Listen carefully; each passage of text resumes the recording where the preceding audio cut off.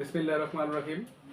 Viewers, আজকে আমি 2012 সালের ভ্যাট আইন নিয়ে আপনাদের সাথে কথা বলবো। ভ্যাট আইনের একটি গুরুত্বপূর্ণ দিক হচ্ছে ভ্যাট রিটার্ন, ভ্যাট রেজিস্ট্রেশন এবং ভ্যাট রিটার্ন। তাহলে আমরা জেনে নেই যে ভ্যাট রেজিস্ট্রেশনটা কি।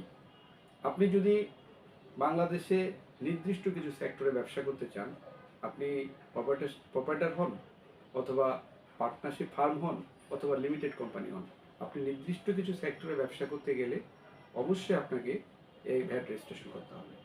ভ্যাট রেজিস্ট্রেশন করলে আমরা কি পাবো? যদি আমরা অনলাইনে ভ্যাট রেজিস্ট্রেশনের জন্য আবেদন দিই, তাহলে আমরা একটা বিন সার্টিফিকেট পাবো।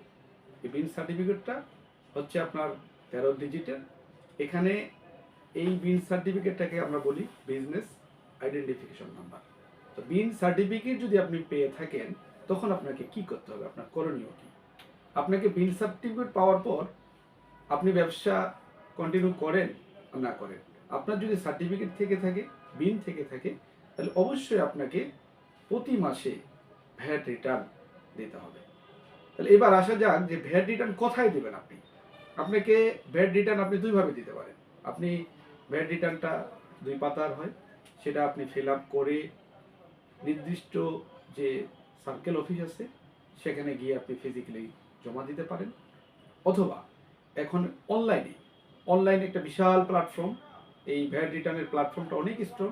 আপনি চাইলে অনলাইনে ঢুকে আপনি লগ ইন করে সেখানেও আপনার রিটার্নটা সাবমিশন করে দিতে পারেন।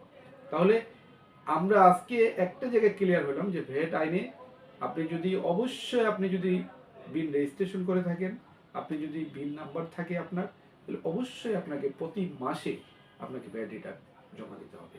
অথবা ভ্যাট আইনের স্পষ্ট বিধান হচ্ছে আপনার 5,000 টাকা প্রতি মাসে জরিমানা হবে।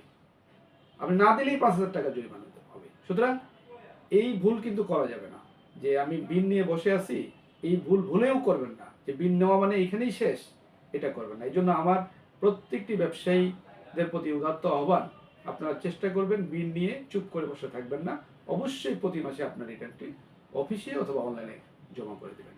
সবাই ভালো থাকবেন। ধন্যবাদ।